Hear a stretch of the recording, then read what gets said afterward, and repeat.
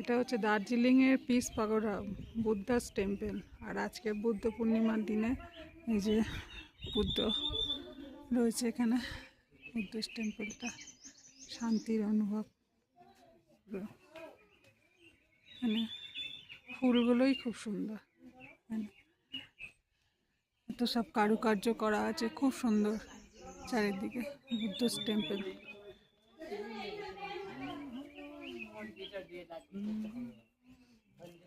দিদা নাতি যাচ্ছে, সুন্দর চারিদিকে।